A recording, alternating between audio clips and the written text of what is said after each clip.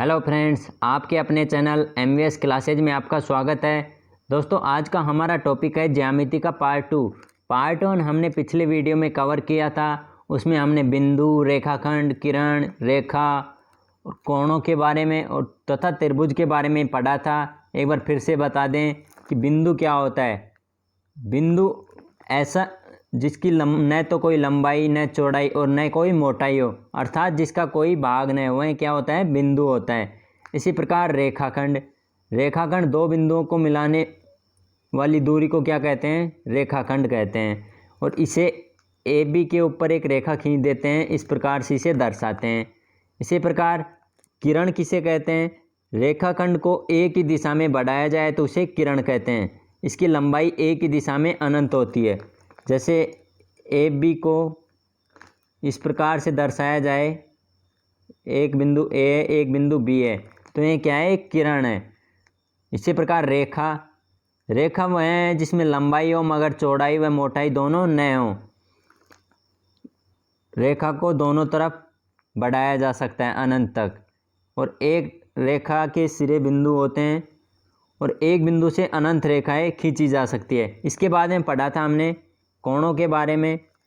कोण कौन कौन से होते हैं, न्यून कोण, ऐसा कोण जो 90 डिग्री से कम हो, और ऐसा कोण जो 90 डिग्री का हो, समकोण, और ऐसा कोण जो 90 डिग्री से अधिक कोण हो। कौन सा कोण हो जाएगा, नाम से ही पता चल रहा है, अधिक कोण। तो 90 डिग्री से अधिक कोण को क्या कहेंगे, अधिक कोण कहेंगे, तथा 180 डिग्री से कम के कोण को। इसी प्रकार हमने सरल कोण के बारे में पढ़ा था। सरल कोण ऐसा कोण जिसका मान कितना हो, 180 डिग्री हो। इसके बाद में पूर्ण कोण पढ़ा था। पूर्ण कोण का मतलब पूरा 360 डिग्री का। इस प्रकार से एक वर्ताकार आकृति में है, क्या हो जाएगा, पूर्ण कोण बन जाएगा। इसके बाद में हमने पूरक व संपूरक कोण पढ़े थे। पूरक कोण क्या होते हैं, ऐसे दो कोण जिनका योग कितना हो, 90 डिग्री हो।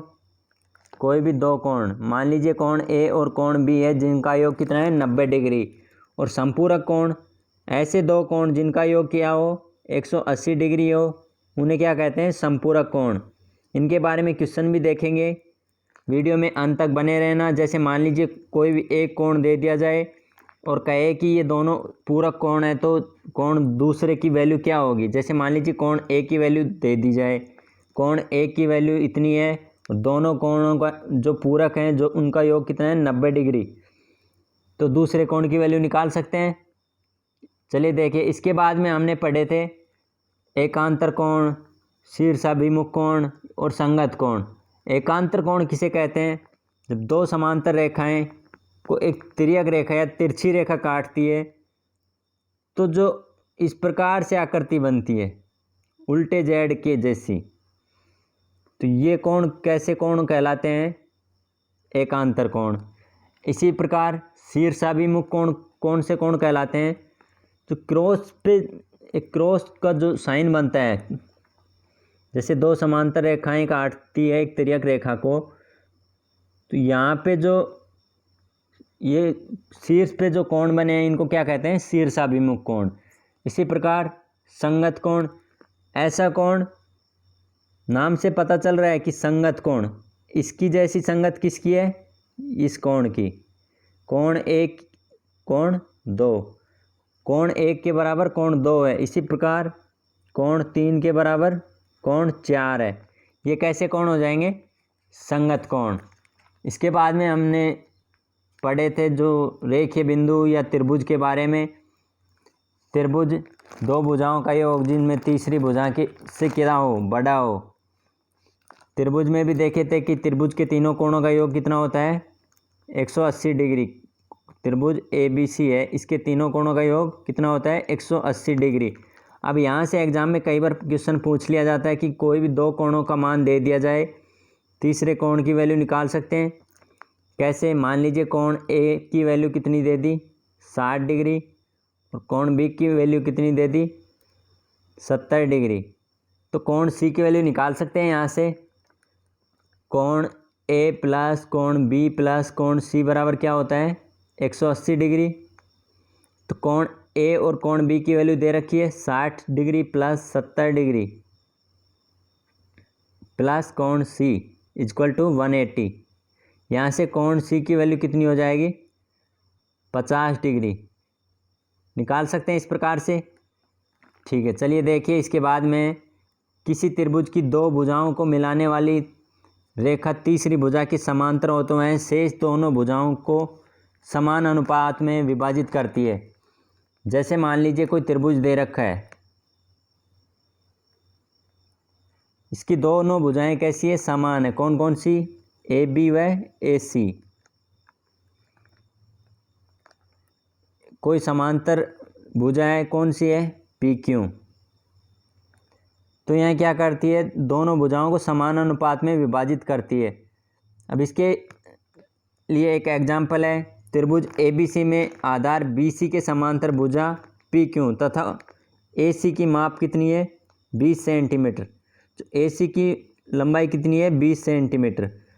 तो बताओ AQ अनुपात QCB 2:3 होगा।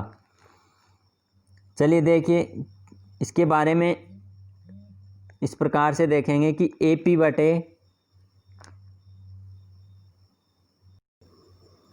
किसी त्रिभुज की दो भुजाओं को मिलाने वाली रेखा तीसरी भुजा के समांतर हो तो शेष दोनों भुजाओं को समान अनुपात में विभाजित करेगी। देखिए इससे संबंधित एक एग्जाम्पल करते हैं।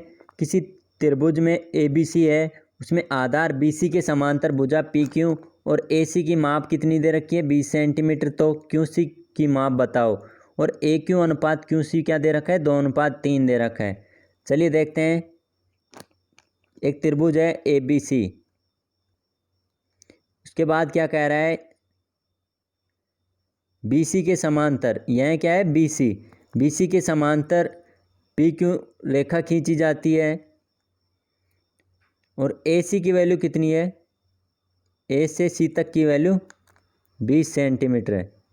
क्वेश्चन में क्या कह रहा है? AQ अनुपात QC कितना दे रखा है? 2:3 दे रखा है। जब ये पूरी लंबाई कितनी दे रखी है? 20 सेंटीमीटर। मान लीजिए ये लंबाई है 20 सेंटीमीटर और इसको किस अनुपात में विभाजित किया गया है? 2:3 में विभाजित किया गया है। तो यहाँ से QC की वैल्यू निकाल सकते हैं। QC की वैल्यू कितनी आ सकती है? चलिए देखते हैं। टोटल कितनी है? 20 है और जो उनके अनुपातों का टोटल कितना हो जाएगा? 3 और 2 का अनुपात है, इनका योग करेंगे कितना हो जाएगा? 5। निकालना किसका है? QC का। तो QC का अनुपात कितना है?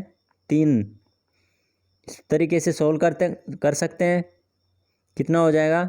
12 सेंटीमीटर। इसी प्रकार अगर AQ की वैल्यू निकालनी हो तो 20/5 गुणा में 2 कर सकते हैं। तो 8 सेंटीमीटर किसकी वैल्यू आ जाएगी? AQ की भुजा। इसी प्रकार नेक्स्ट है, किसी समद्विबाहु त्रिभुज की दो समान भुजाओं के मध्य बिंदुओं को मिलाने वाली रेखा तीसरी भुजा की समांतर हो तो वह तीसरी भुजा की आदि होगी। देखिए इसको समझते हैं डायग्राम के माध्यम से। जैसे ये कोई त्रिभुज है ABC, इसके समांतर कोई भुजा है PQ। अब इसमें क्या कह रहा है कि जो तीसरी भुजा की समांतर हो तो वह तीसरी भुजा की आदि होगी। जो है तीसरी भुजा कौन सी है? BC है। BC की लंबाई मान लीजिए कितनी है? 10 सेंटीमीटर है। अगर BC की 10 सेंटीमीटर है तो यहाँ से PQ की वैल्यू निकालना चाहे तो डायरेक्ट निकाल लेंगे इस तरीके से। कितनी हो जाएगी? आधी हो जाएगी इसकी। 10 सेंटीमीटर का आधा कितना हो जाएगा? 5 सेंटीमीटर। इसी प्रकार नेक्स्ट है, किसी त्रिभुज के तीनों शीर्षों से अलग अलग खींची गई रेखा जो सम्मुख भुजाओं के समांतर हो तो इनसे बने त्रिभुज का परिमाप मूल परिमाप का 2 गुना होता है। डायग्राम के माध्यम से देखेंगे इसको कि मान लीजिए क्या है? एक त्रिभुज है और इसके तीनों शीर्षों से अलग अलग खींची गई रेखा जो कि सम्मुख भुजा। इसमें सम्मुख भुजा क्या होती है? मान लीजिए ये भुजा है तो इसके समांतर इसके सामने भुजा, इस तरीके से ये क्या हो जाएगी? इसकी सम्मुख भुजा। मान लीजिए त्रिभुज ABC है तो AC के समांतर हो जाएगी। इसी प्रकार AB की सम्मुख भुजा क्या हो जाएगी? इसके समांतर, AB के समांतर। इसी प्रकार BC के सम्मुख भुजा क्या हो जाएगी? इसके समांतर। तो इस तरीके से है एक त्रिभुज बन जाएगा। कौन सा? मान लीजिए PQR त्रिभुज बन जाएगा। तो इसमें क्या होगा, जो त्रिभुज ABC का जो क्षेत्र परिमाप है वह PQR के परिमाप से कितना होगा? 2 गुना होगा। ऐसे लिख सकते हैं ABC का परिमाप बराबर PQR का परिमाप। कितना अंतर आएगा इनमें? यह इसका दुगुना हो जाता है ABC का परिमाप। इस तरीके से कर सकते हैं। नेक्स्ट है, किसी त्रिभुज की तीनों भुजाओं के मध्य बिंदुओं को मिलाने से बने त्रिभुज का क्षेत्रफल कुल क्षेत्रफल का चौथाई होता है। क्या कह रहा है? क्वेश्चन में कोई त्रिभुज है, तीनों भुजाओं के मध्य से मिलाने पर जो त्रिभुज बनता है उसका क्षेत्रफल कुल क्षेत्रफल का चौथाई होता है। इस भुजा का मध्य बिंदु यह है, इसका यह है, इसका यह है। जो तीनों के मध्य बिंदु हैं इनको मिला देंगे। मिलाने के बाद जो त्रिभुज बनता है, मान लीजिए कौन सा बनता है? PQR। तो जो PQR त्रिभुज का क्षेत्रफल है वह कितना हो जाएगा? पूरे क्षेत्रफल का चौथाई हो जाएगा। त्रिभुज PQR का क्षेत्रफल बराबर 1/4 त्रिभुज ABC का क्षेत्रफल। हम त्रिभुज को इस तरीके से त्रिभुज, छोटे त्रिभुज के तरह से डिनोट कर सकते हैं। जब भी ऐसे त्रिभुज को लिखते हैं तो ऐसे त्रिभुज PQR डायरेक्ट लिख सकते हैं। नेक्स्ट है, समकोण त्रिभुज की भुजाओं के मध्य बिंदुओं को मिलाने पर बना त्रिभुज समकोण त्रिभुज होता है। इस तरीके से एक समकोण त्रिभुज है। क्वेश्चन में क्या कह रहा है कि समकोण त्रिभुज की भुजाओं के मध्य बिंदुओं को मिलाने से कैसा त्रिभुज बनता है? अब इसकी जो तीनों भुजाओं का जो मध्य बिंदु है उसको मिलाने पर कैसा त्रिभुज बनता है? समकोण त्रिभुज बनता है। देखिए इसका यह कोण कैसा हो जाएगा? समकोण। और इस त्रिभुज में यह कोण समकोण है। नेक्स्ट देखिए इनसे संबंधित क्वेश्चन कैसे पूछे जाते हैं। जैसे पहला क्वेश्चन है, 60 डिग्री के पूरक कोण की माप क्या होगी? पूरक कोण का मतलब क्या होता है? कोई भी दो कोण जिनका योग कितना होता हो? 90 डिग्री। वह कौन से कोण कहलाते हैं? पूरक कोण। जिसमें दो कोण कौन कौन से होते हैं? मान लीजिए A और B कोई दो कोण हैं, उनका योग 90 डिग्री होता है और एक कोण की वैल्यू कितनी दे रखी है? 60 डिग्री। मान लीजिए कोण A की वैल्यू 60 डिग्री दे रखी है, तो यहाँ से कोण B की वैल्यू निकाल सकते हैं डायरेक्ट। कोण B बराबर कितना हो जाएगा? 30 डिग्री। इसी प्रकार नेक्स्ट क्वेश्चन है, 35 डिग्री के संपूरक कोण की माप क्या होगी? कोण कितना है? संपूरक कोण देखिए, सबसे पहले संपूरक कोण होता क्या है? तो ऐसे दो कोण जिनका योग कितना होता हो? 180 डिग्री होता हो, ऐसे कोण क्या कहलाते हैं? संपूरक कोण कहलाते हैं। जिसमें एक कोण की वैल्यू कितनी दे रखी है? 35 डिग्री। और दूसरे कोण की वैल्यू निकालनी हो तो निकाल सकते हैं यहाँ से। दूसरा कोण कितना हो जाएगा? कोण B बराबर 145 डिग्री। जब 180 में से 35 डिग्री घटाएंगे तो कितना बचेगा? 145 डिग्री। नेक्स्ट क्वेश्चन है, एक पूरक कोण दूसरे का 7/8 है, तो बताओ उनके कोणों का अंतर कितना होगा? देखिए जो पूरक कोणों का योग कितना होता है? 90 डिग्री होता है। एक पूरक कोण दूसरे का 7/8 है, तो बताओ उनके कोणों का अंतर क्या है? कोणों का अंतर निकालने के लिए क्या करेंगे? सबसे पहले हमें कोणों का पता होना चाहिए कि दोनों कोण कितने कितने हैं। और पूरक कोण का मतलब क्या होता है? तो दोनों कोण हैं उनका योग कितना होना चाहिए? 90 डिग्री होना चाहिए। तो इसमें दो काम करने हैं, एक तो कोण निकालने हैं और कोणों का अंतर निकालना है। उसके लिए चलिए देखते हैं। पहला कोण कितना दे रखा है? 7 दे रखा है। दूसरा मान लीजिए 8 दे रखा है। उनका अनुपात दे रखा है 7/8। तो ये क्या हो जाएगा? इसका अनुपात ही हो जाएगा। यह मान लीजिए पहला है और यह दूसरा है। इसी प्रकार अब देखिए कोणों का योग कितना है? 90 डिग्री। 90 डिग्री कोणों का योग है, तो अनुपातों का भी क्या लेंगे इसके डिवाइड में? अनुपातों का योग। अनुपातों का योग करेंगे कितना हो जाएगा? 8 और 7 15। अब यहाँ से पहला कोण निकालना है तो पहले कोण की पहले से अनुपात से गुणा कर देंगे। पहले का अनुपात कितना है? 7 है। तो यहाँ से पहला कोण आ जाएगा, कितना हो जाएगा? 42 डिग्री। इसी प्रकार दूसरा कोण निकालना हो तो दूसरा कोण भी निकाल सकते हैं। 90 में बटे 15 सिर्फ 8 से गुणा करना पड़ेगा। कितना हो जाएगा? 48 डिग्री। अब यहाँ से इसका अंतर पूछा था तो इनका अंतर कितना हो जाएगा? 42 और 48 का अंतर 6 डिग्री। इसका right answer option C. Next question, एक समकोण त्रिभुज का एक कोण 40 डिग्री है तो दूसरा कोण कितने अंश का होगा, यानी कि कितने डिग्री का होगा?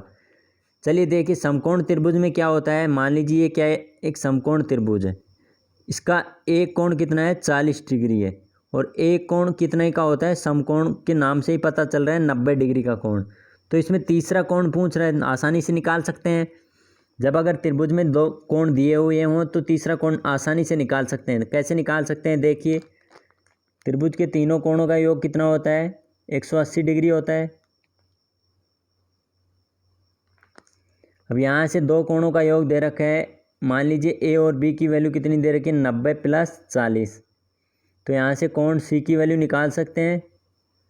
कोण सी की वैल्यू निकालेंगे, कितनी हो जाएगी? 9 और 4, 90 और 40 को जोड़ेंगे, कितना हो जाएगा? 130। और यहाँ से कोण सी की वैल्यू निकालेंगे तो 180 में से 130 घटाएंगे, कितना बचेगा? 50 डिग्री।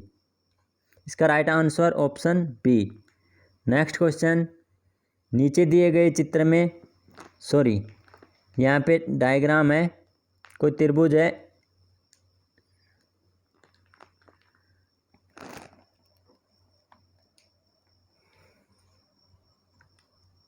नेक्स्ट क्वेश्चन, नीचे दिए गए त्रिभुज में कोण पी क्यू ए बराबर 20 डिग्री। ये कोई त्रिभुज है ए पी क्यू, इसमें क्या दे रखा है? कोण पी क्यू ए बराबर 20 डिग्री। जब इस प्रकार से कोण दिया गया हो, कोण पी क्यू ए बराबर 20 डिग्री, तो जो 20 डिग्री वैल्यू है कौन से कोण की है? जो इसके बीच में जो लिखा हुआ है, बीच में जो नंबर है, जो वर्ण है, वहीं उसका कोण होगा। यहाँ पे क्यू है बीच में, तो क्यू की वैल्यू कितनी हो जाएगी? क्यू कोण की वैल्यू 20 डिग्री। इसी प्रकार कोण ए पी क्यू बराबर, कोण ए पी क्यू बराबर कितना दे रखा है? 120। तो यहाँ से कोण पी की वैल्यू दे रखी है कितनी? 120। तो कोण पी ए क्यू बराबर पूछा है, कोण ए की वैल्यू, कोण ए की वैल्यू निकाल सकते हैं यहाँ से। देखिए, त्रिभुज में दो कोण दिया हुआ हो तो तीसरे कोण की वैल्यू आराम से निकाल सकते हैं। कैसे? तीनों कोणों का योग कितना होता है? 180 डिग्री। और दो कोणों का योग कितना है? 140 डिग्री। तो जो शेष बचेगा वह क्या होगा? तीसरा कोण बचेगा। कितना बचा? 40 डिग्री। तो तीसरा कोण, कोण पी ए क्यू बराबर कितना हो जाएगा? 40 डिग्री। इस प्रकार से निकाल सकते हैं। इसका right answer option C, 40 degree.